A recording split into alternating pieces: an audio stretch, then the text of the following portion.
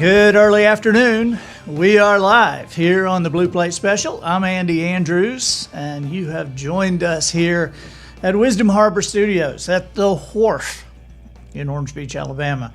And it's not a really beautiful spring break day out there. It's a little bit rainy and cloudy, but we're sunshine here in Wisdom Harbor Studios. And of course, you can still visit the escalator statues outside. Marcy Taylor, how are you doing? From Pasco, Washington. Sunny there. Jim Middaugh, hey, buddy. They're in Grand Rapids. And Bonnie Cates. Nick's from sunny Kentucky. Well, so we've got people here in the studio from Kentucky today, and from Michigan, and from Tennessee, and so we're excited today. Today is going to be a very special Blue Plate Special, a special. Eddie Richardson, hey, from Upper Alabama, and let's see who else. Bruce Yates from rainy Bloomington, Indiana. Judith DeWitt from Spokane, Washington. It's always rainy in Spokane, isn't it? Chris Comer, hey, buddy, how are you? From Hope, Arkansas, Heidi Williams. From Mobile, Amy Talbert, sunshine and 80. They're in North Texas. I was talking to one of my buddies up in New York State earlier today, and he said it's kind of cold, which I guess it would kind of always be cold up there. They're in Searcy, Arkansas. Who is from Searcy? Who's from Searcy? Oh, it's Sandra from Searcy, and she ordered the notice of returns yesterday. Good. Hagen Mack from Colorful, Colorado. Chris Comer, what do you think about the shirt? Huh? This is my Tongues Out Happy shirt. This is from Sand Dollar Lifestyles, right up here, the huge cornerstone of the wharf. And Sand Dollar Lifestyle has this shirt and many, many shirts. You need to go say hey to them and tell them I sent you. Tell them you saw me and you went there. Johnny Hall, hey, from Durham, North Carolina. And Susie in Deer Park. And Sue McDougall Watson from Opelika, right next to Auburn. Yeah. Or maybe Auburn's right next to Opelika. El Dorado, Arkansas, from Byron Wynn. And Joy Gregory, Kalispell, Montana. Tricia, hey Tricia. Tricia Garner from Virginia. Went to high school with Tricia. She was much younger than I am, but still, we were in high school kind of at the same time. And I need to show that picture sometime of you and Kevin Perkins in your blue for the prom. Kevin had that light blue tux. You were beautiful in your light blue dress, which still holds up. But Kevin in the light blue tux, doesn't hold up quite as much. Anyway, today is the day after a day. We're celebrating because we're on Thursdays. We're going to celebrate the Holocaust Remembrance Day today. And today, I guess this would be in honor of the Isaacs, and Lily Isaacs' mom and dad were actually in concentration camps. Lily's mom was in Bergen-Belsen, which is where Anne Frank was, and her dad was in Auschwitz, and then they met in a refugee camp after the war. And had Lily, and the rest is history. But who is this? Shalina Harris says, working on a trip to come see us. Good. How can you make that happen? Well, get in your car, just get in your car. Just drive down. Holly Garthard coming to see you in 1 month. Can't wait. I know that Dr. Barb is going to be down here this weekend. Here is one thing with the Holocaust Remembrance thing. We're going to go out into the studio in just a minute and show you some of the things that I've collected through the years after writing the How Do You Kill 11 Million People. And I was talking with Dr. Barb Rembiasa yesterday, and she told me something that she is a computer person, a math person, and she was just messing with the math and figuring out and doing a virtual walk and trying to figure some stuff out. And she actually figured that from Auschwitz to Israel, if you did that walk and the virtual walk, and it takes 26, 27 days, but she did the math on it and the steps, and it is almost exactly, it's a little bit more than 6 million steps if you were to walk from Auschwitz to Israel, which is amazing. That's the number of Jews that were killed in the Holocaust. And the 11 million people, of course, refers to not just the Jews, but all the people that were killed. It's amazing that people tend to think of the Holocaust as only a Jewish problem. But anytime that somebody that crazy, that nuts, anytime there's that much apathy in a society, it's not just one segment of society that has a hard time with it. It's everybody. And we're going to show you some of that in a little bit. But I was going to give you a little background on this book at first, and also let you know that the books from now until Tuesday are on sale on andyandrews.com for $11. So you can get either one of these versions. But the idea, if you're new to us, the idea was that I was very, I guess, fascinated by World War II, but something about the Holocaust would always bug me other than the obvious thing. There was just something that I wasn't getting, something that bothered me, and I finally realized that what it was I was watching film and looking at pictures, and I would see these the numbers, and I'd look at the time period this was taking place, and my question became, like, how do you actually do this? How do you kill 11 million people?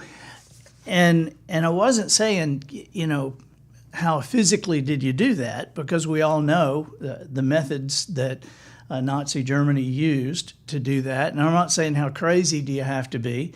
History is full of examples of totalitarianism and governments that got out of control, and the numbers of people that were eliminated because of that. But my question, how do you kill 11 million people, referred to how do you get people to participate in that? Because I would look at the pictures or the video, and you would see these trains in the stations, and there would be thousands of people, and there would be one Nazi guard here with a gun, and then another Nazi guard with a gun 5 or 10 yards down, and then another one, and thousands of people peacefully loading themselves onto rail cars. And I was like, how do you get people to participate in that week after week, month after month, for years? And when I found the answer, just with research, the answer was very plain. It was stunning, but it was very plain. And the answer is you lie to them. And it was a policy of lies. I've got, in the book, I wanted to write something when I wrote it. I wanted to write something that did not say Republican or Democrat or conservative or liberal. And yet everybody that read the book would agree with it.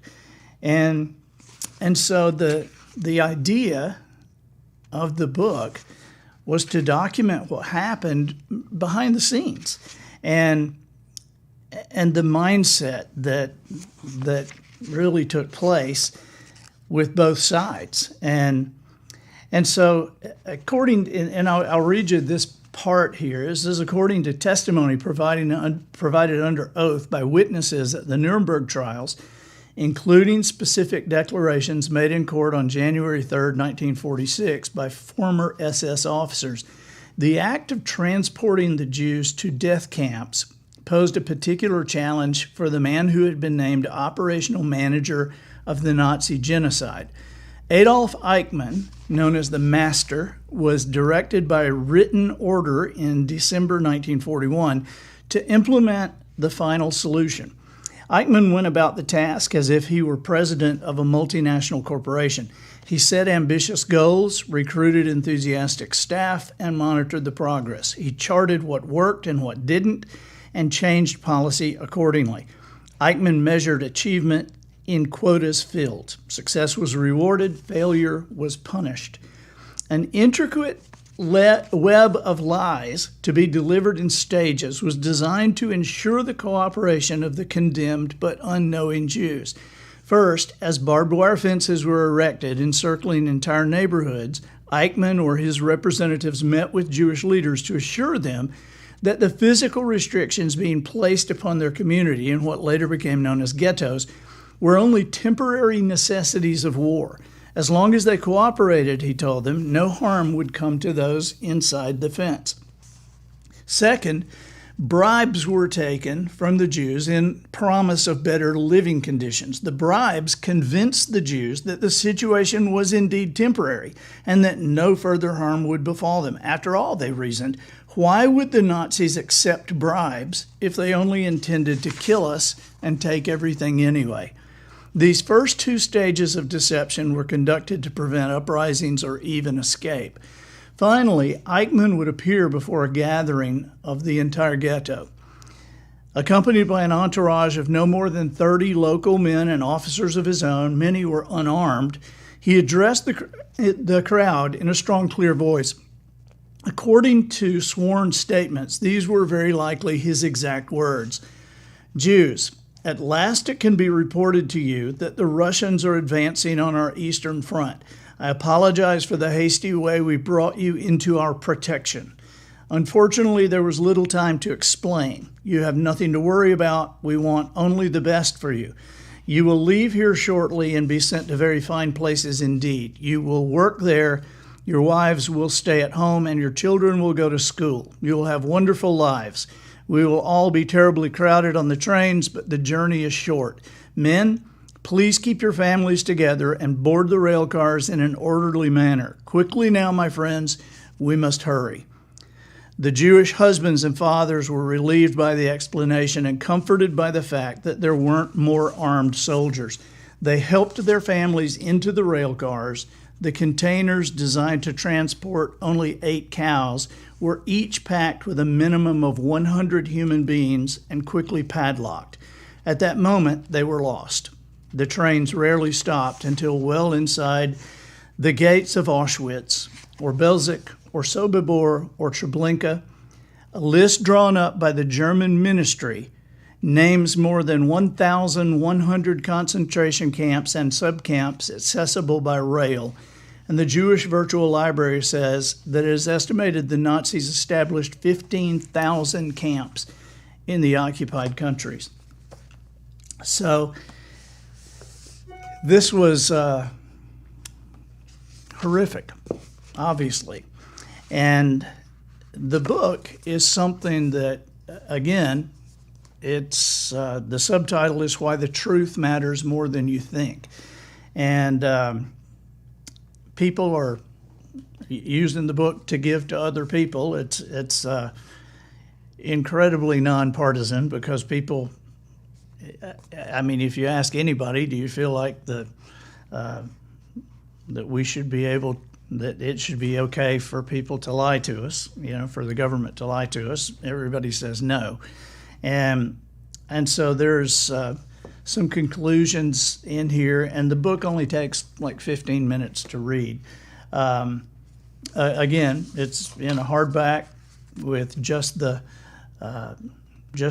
actual text of the book and a interview with me afterwards, and then it's in paperback with a lot of the the core principles written by the founding fathers. The Constitution is in here, and it's some letters written by the founding fathers to each other. So we can, I kept hearing a lot about what the founding fathers intended, and I thought, I'm not sure a lot of people know what the founding fathers really believed. So this was a way that we could actually put some personal correspondence in from them to each other to examine what they believe. So both those books are available for $11 on the site. And Matt, can we go out into the studio? We're going to let's do it. go out, and we will we'll show you some of the stuff in one of the cabinets. Out into the store area or museum area or whatever you want to call it of the studio, we have different cabinets that show a lot of different memorabilia and historical things, and one of those is a World War II cabinet. So let's go look at this.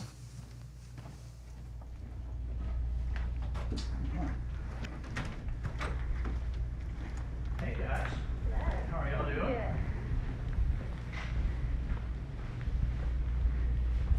That, by the way, that is, those are World War II era magazines when, in July of 1942, that was the first 4th of July after Pearl Harbor, and every magazine in America had the flag on the cover of the magazine. Can you imagine that happening today? But I've collected these over the years, and so these are on display for you to look at. Let's see. This is the World War II cabinet. We have, this is some of like the stuff that's Churchill's whiskey decanters, but this is the stuff that I started collecting after I wrote the 11 million people thing. There's a part in here. It says that it wasn't only the Jews who were persecuted. Today most people are unaware that of the 11 million people exterminated, 5 million were not even Jewish. In Dachau, which is one of the largest of the concentration camps, only the population was Jewish. These are some of the Christian things that were pulled out of the ground at Dachau.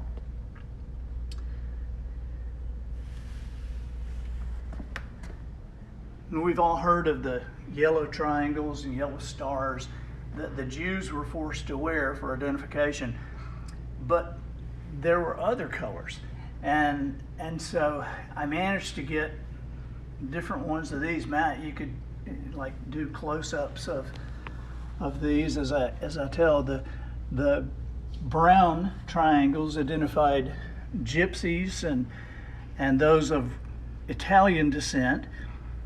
Purple triangles were worn by Jehovah's Witnesses, Catholic priests, and Christian leaders who ran afoul of the government, which was all of them. Black triangles marked a person as a vagrant. It was worn by any person lacking documentation when asked for proof of a permanent address. Just walking along and you can't provide proof of a permanent address, you're going in the camp and you get a black triangle. Blue triangles were forced on people who had moved to Germany from other countries, unless they were Jewish, in which case they wore yellow. Red triangles were worn by a very large and diverse group. You wore red if you were a member of a trade union, a Democrat, a Freemason, or any number of categories labeled as a political nonconformist. Pink badges identified homosexuals, although any suspected perpetrator of a sexual offense wore a pink triangle. And then the green triangles, these were particularly I don't even know what to call them, but they were given to common thieves and murderers. And since these people, the green triangles, were not suspect politically, the people with the green triangles, the common thieves and murderers, were put in charge of the others. This is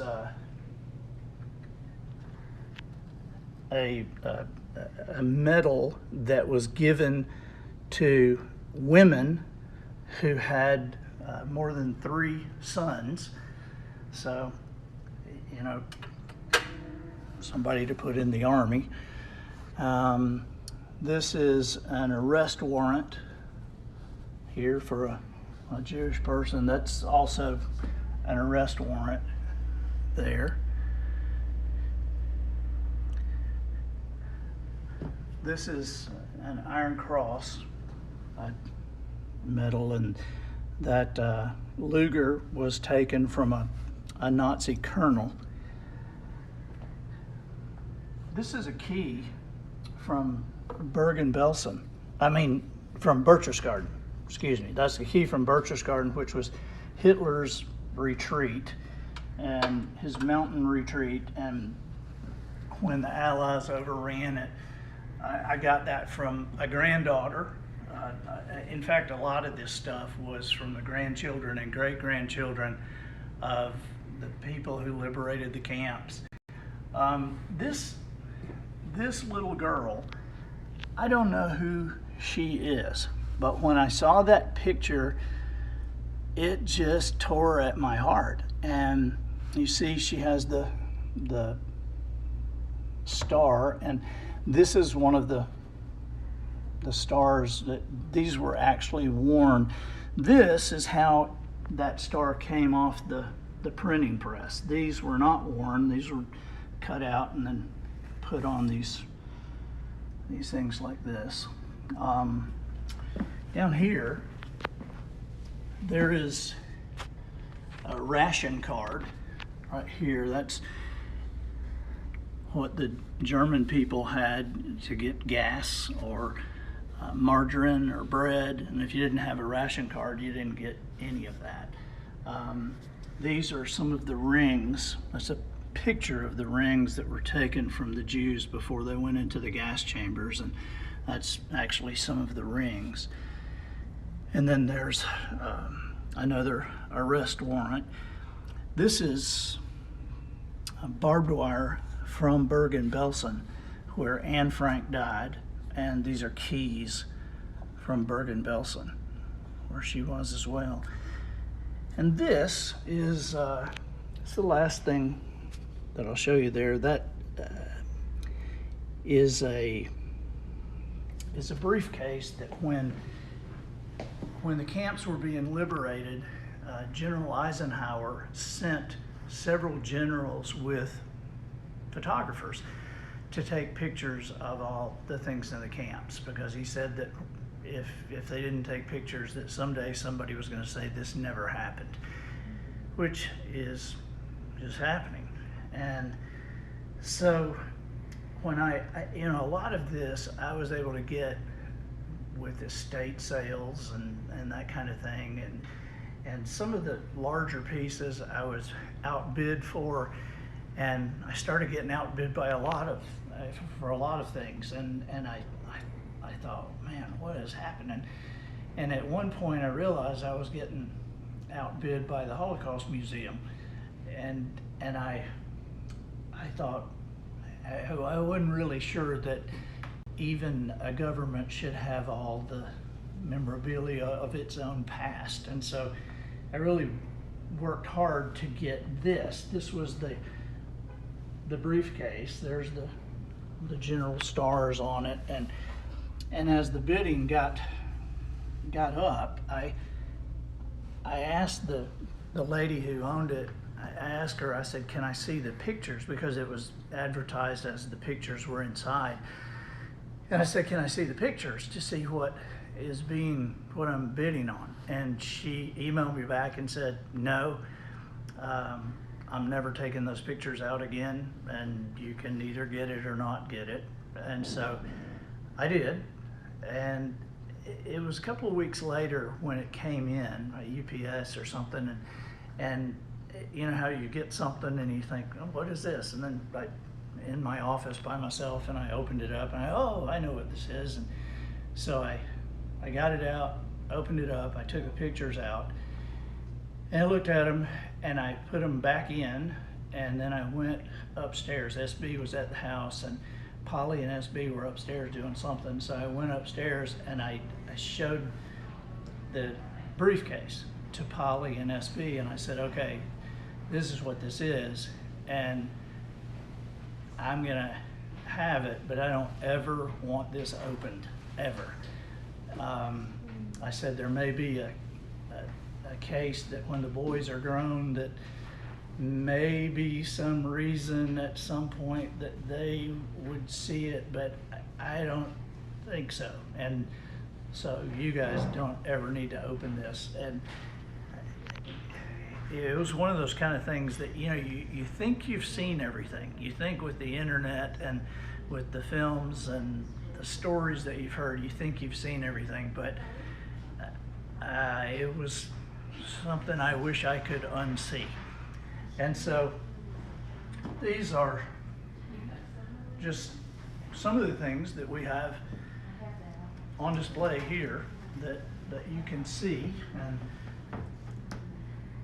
these are, if you want to, Matt, let's look at this other side right here. Again, those are Churchill's whiskey decanters. And when he was meeting, if you remember in one of the Traveler's Gift or Traveler's something, I can't remember, but he was meeting with Truman and Roosevelt in Potsdam, Germany, or Truman or Roosevelt and Stalin. And so later it was Truman, but Stalin would always bring him a case of cognac, and Churchill loved it. But when the Iron Curtain fell, and they knew Stalin was a bad guy, then Stalin cut him off. But for the rest of his life, Churchill managed to smuggle that cognac in, and so that's an actual bottle. They're still making it, and it's only for sale in Ukraine, I think. And so, but a friend got that for me and gave me half the bottle. He said it's really good. These are just some of the magazines that during the war that people would, you know, that they would do to. And this, I think this is an amazing ad. This is what did you do today for freedom? Today at the front lines, he died. You know, what did you do? And next time you see a list of the dead and wounded, ask yourself, what have I done today for freedom? These were the clickers that were used on D-Day to identify the paratroopers. Carried these to identify each other in the dark. And then these are some of the things that Dr. Seuss was doing during World War II. He was doing the newspapers. And then these are German marks and francs. And this was printed to give to our D-Day guys so that they could use that money. It was like counterfeit, and they used it as they were liberating the country. These are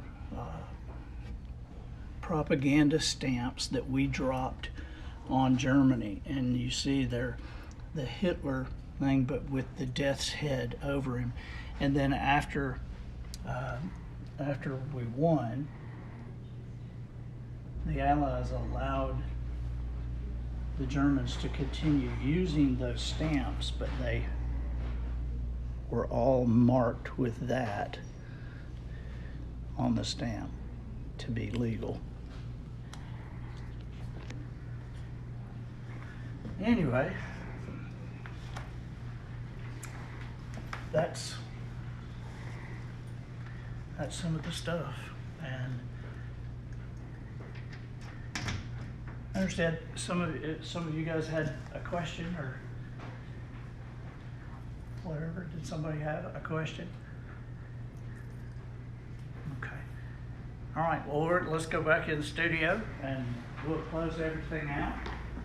Jones gonna show up today? I don't know. We got Jones stuff right over here. You know, that's Jones' suitcase, and a lot of that stuff is there.